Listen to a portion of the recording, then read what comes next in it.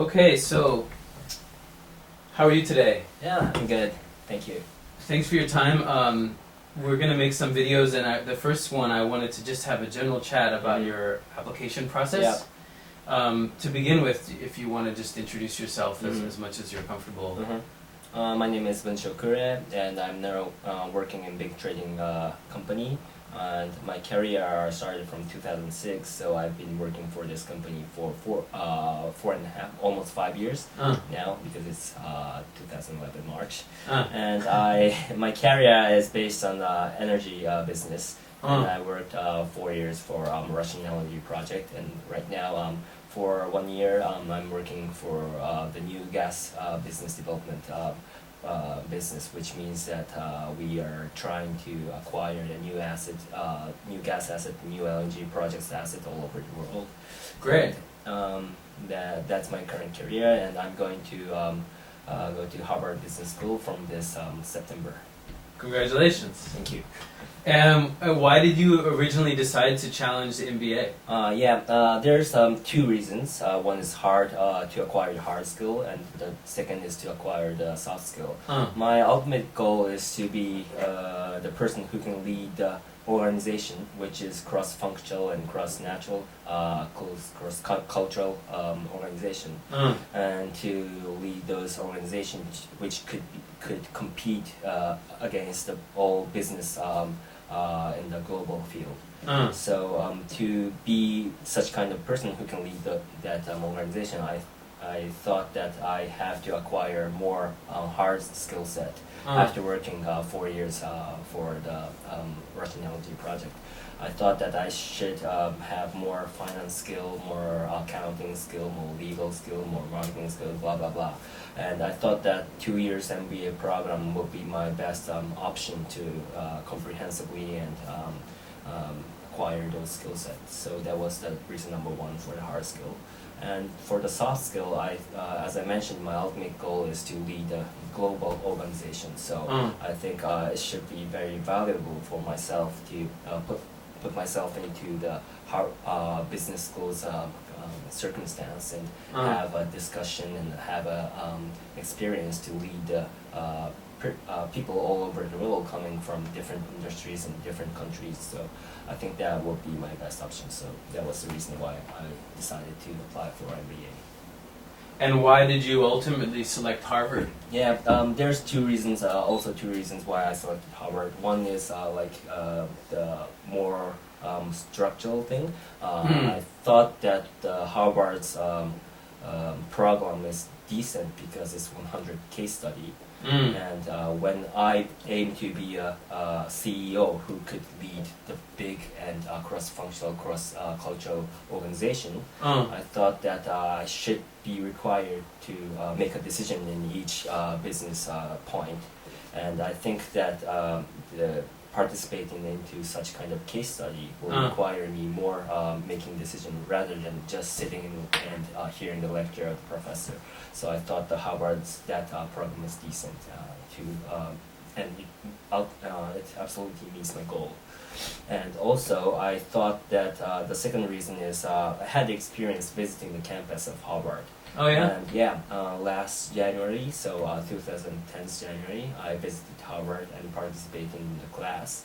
So, and I saw all the flags of national flags in back of the classroom. Everyone is raising hand to participate into the case study discussions. Very emotional, energetic, and I felt like it's like a board meeting, and I had a feeling that if I joined this circumstance and this opportunity, I could foster my soft skill and also hard skill, putting me onto such kind of very competitive atmosphere and competitive circumstance. I want to ask you actually a couple follow-up questions, Yep. some surprise questions about the campus visit. Yeah. First of all, how did you select the timing to go in January? How did you make your plan and execute your plan to visit? Yeah, I'm company sponsored, and the company sponsorship selection started from February 2010. So I thought that before applying for the company sponsorship selection, I should go and see what's gonna be, what Good. this business school look like. Good. And I wanted to feel by myself, not through the internet or through the chat with the alumni. So Good. that was the timing, and I thought that generally it's like in September and October and December, all the first year students are very annoyed because the semester starts and they're they won't care about the campus visit students. So I think after the Christmas and New Year's vacation season ended, and then start will be a best timing to see those school and chat with those students. And then when you made the arrangements, like what are the steps? Like you contacted some people, told them you're coming. Did you tell the admissions or just the students, or how did you manage it? Yeah, I just sent an email to the current students in each business schools. I went to the East Coast, so I visited 4 schools: HBS, MIT, Wharton, and Columbia. So it was lucky that I have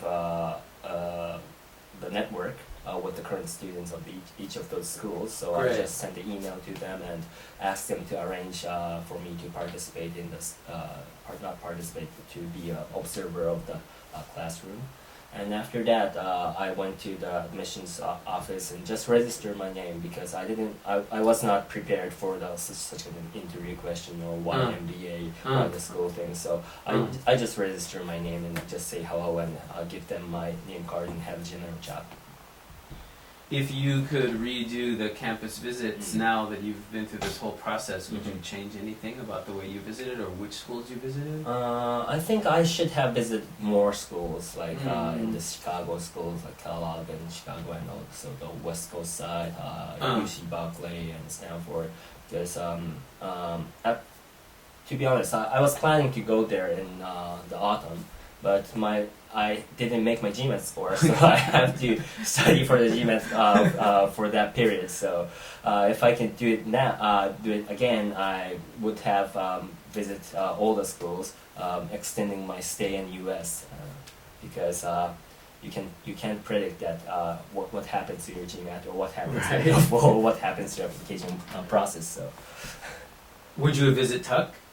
Yeah. Next time I will. Next time, or if I had another chance, I will. But at that time, it was January and there was a heavy snow, and it was hard to access the because it's a remote place.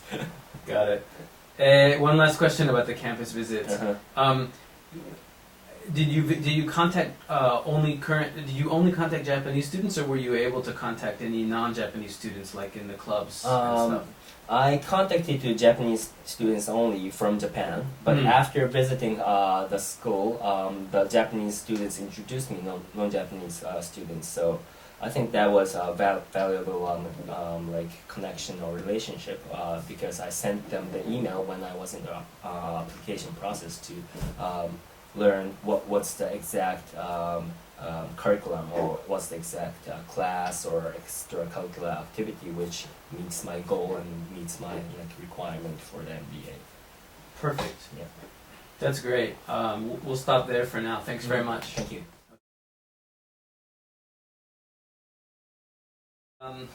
Welcome back with Buncho Kure talking about his application process, and I have a few more general questions for now. The second question I was going to ask was, what were the methods, what were some of the best practices in terms of the test prep and the overall application process? I think for answering this question, I would like to go for more than like technical thing or more passionate thing, because I think it will differ person by person how you practice for GMAT and how you practice for interview, because it depends on your like current ability of the quantitative, or are you had the experience of for like applying for university or not. So I think the most important thing and most I think it was best practice of my based on my experience is to not to lose the passion, not to lose the ultimate goal.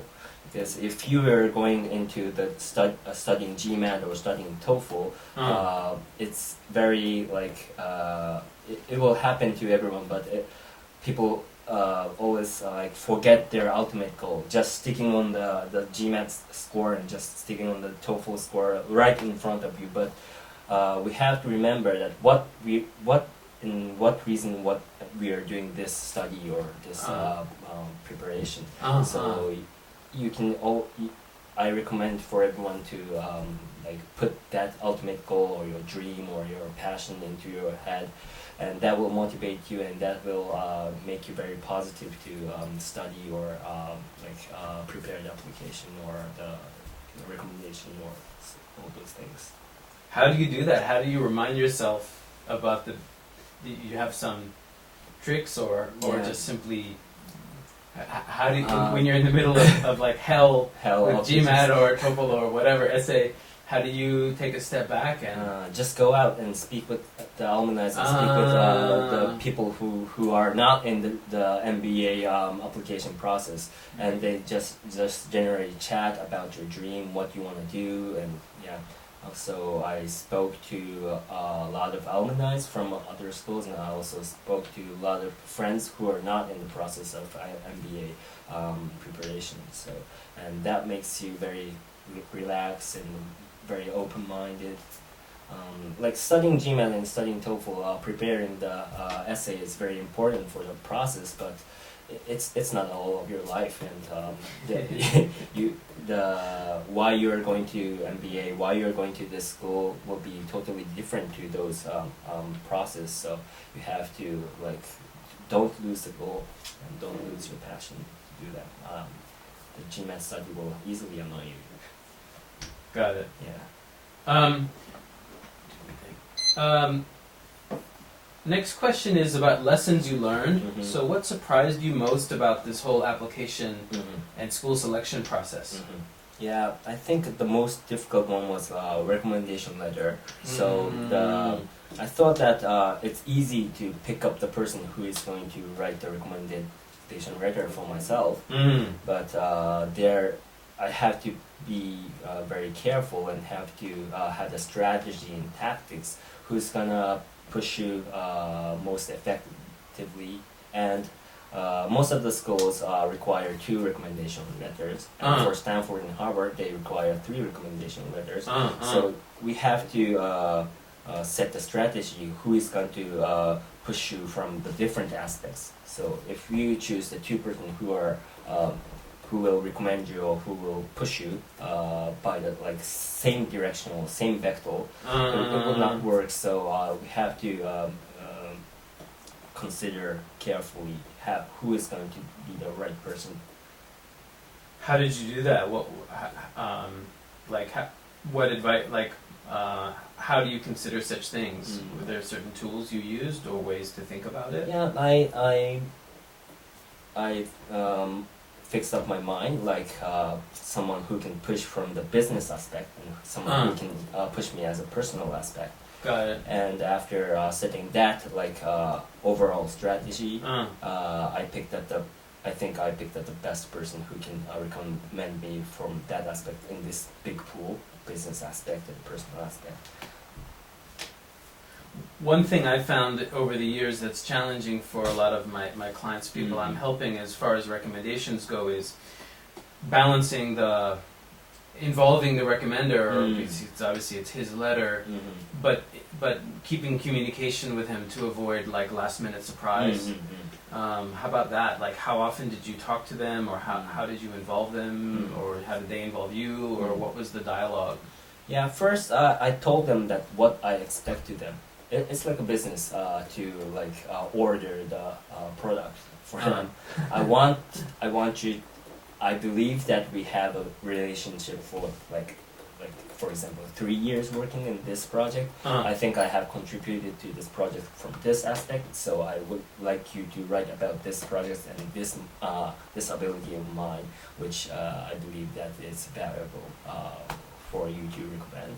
And I had close communication with them. So before starting them to let them write the letter, I think it's very important to have the communication and tell them obviously that what you expect them to do and what you expect them to write. It's not fair to do the manipulation, but it's very important to have a close communication for them, because it will end up that it will not be no push for the school, or even worse, it will like get the setback. It's kind of risk management or relationship management. Mm. Did you do those communications in writing or talking or both, or how did you manage the communication? I did both. First talking, and after that sent a email to confirm, to sum up. Like I made it like a gist to sum up what we talked and confirm what they received and what I understand. So it's kind of like managing your boss a little bit. Yeah, it was. Is that hard? Yeah, it was hard.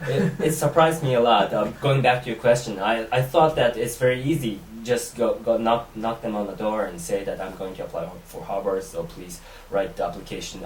Please write the recommendation letter. Question is 1, 2, 3. So please do it. And deadline's here. Bye bye. That was my image.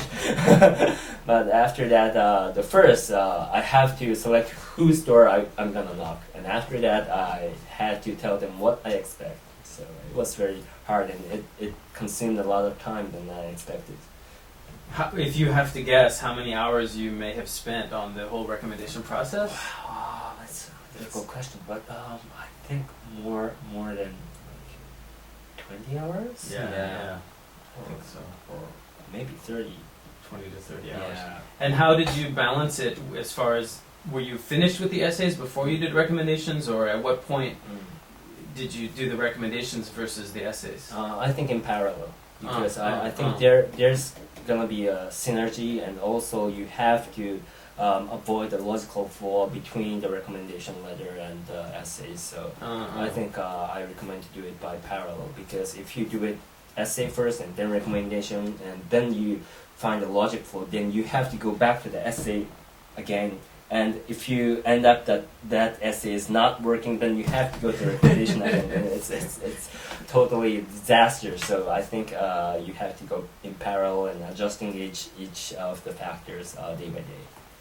So it's a huge project management. Yeah, it was. And when did you start your overall essay writing, resume, recommendations? When did you start this whole thing? Because you applied first round. Yeah. So what was your timeline?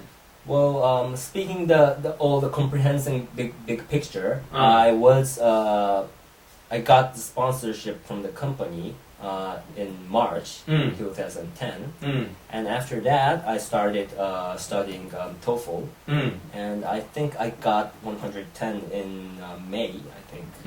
Yeah, and after that I started GMAT preparation, and also like brainstorming the factors and the points which I'm going to write in the essays and recommendation letter. So I started GMAT and essay preparation in May, and it took me a while to get the GMAT score. So I was studying GMAT until I think October. So and in parallel, I was preparing the essay and recommendation in parallel. So I had 3 big tasks: GMAT, recommendation letters, and essays, and for like 5, 6, 6 months. Yeah. Last few questions in this general chat section. The first one is, these are more big picture, macro questions. So the first one is in terms of the impact that you'd like to have. How do you want to use your MBA to help Japan and the world? Okay. First of all, I'm, as I told, I'm an energy guy. So after acquiring Canadian MBA, I will return to, and I'm a sponsorship guy. So I'm returning to my company, and I'm desiring to go back into the energy business unit. And the reason of that is that I want to secure the Japanese energy resources. these days, China and India, those emerging countries are gaining their power in the energy business field and also in other business fields. So I think to secure the power of Japan, I have to change the traditional way of business. So that's related to my ultimate goal, but we could not just stay in Japan and do the business for Japan inside Japan. We have to go out for the energy resources and also other business opportunities. So that's why I want to be the person who can lead the cross-functional and cross-cultural business team. Great. So from that aspect, I would like to contribute to Japan to compete among all those global business fields. I think that the global business circumstances being more flat and flat. The IT businesses, because of the development of IT technology, we can know what happened in Brazil, in the other side of the earth, in 2 minutes after seeing the Bloomberg or Platts of those internet distribution information system. So in that fast flow of business, I think it's more important to have the global team based on each of all over the world countries and lead them as a manager of the big organization. So I think I would like to be such person and contribute to Japan by leading such good or big organization and making a profit. Great. It sounds challenging, but it sounds like a very good goal. Next is any message you want to deliver in any language to those who are applying or thinking about applying to schools in the future. I think applying for MBA is one of the big decisions, whether it's company sponsored or self-sponsored. It's a big decision, but I believe that there is some passion or some reason that who made such decision, such kind of big decision. So I think that that's very important, and I recommend them and to pursue that goal with a passion. I think there will be a lot of obstacles, a lot of hurdles, like both inside and outside. Doing the job and in parallel preparing for applying business school is very challenging. But if you have a passion, if you have the goal, and because you are the one who made the decision, so you have to be very strict to yourself, and you shouldn't forget about that ultimate goal. So I think I recommend you don't forget that goals and don't forget passions. And also I would like to tell who are going to apply for business school to be very positive and enjoy the process, because I had a lot of good relationship through the application process of this business school. I had a lot of connection and also a relationship with the alumni, which could not be obtained if I didn't decide to apply for a business school. And also I got a lot of peers who are together applying for the business schools, and I have a good relationship with them, and they also stimulate my motivation. And also with your relationship with Vince, this is one of the big treasure of value which I obtained because I decided to apply for the business school. So I think it will be a lot of hard thing. It will be a lot of obstacles, but to enjoy that process, and also don't forget that vision or your mission or dream. Great. Yeah. Great. Yeah, you did really well, and it was my pleasure helping you. Anything else you want to add? I think no, I've split all the things I wanted to tell. Great. Well, we wish you the best of luck at Harvard and in the future. Have a great time. Thank you very much. Congratulations. Thank you.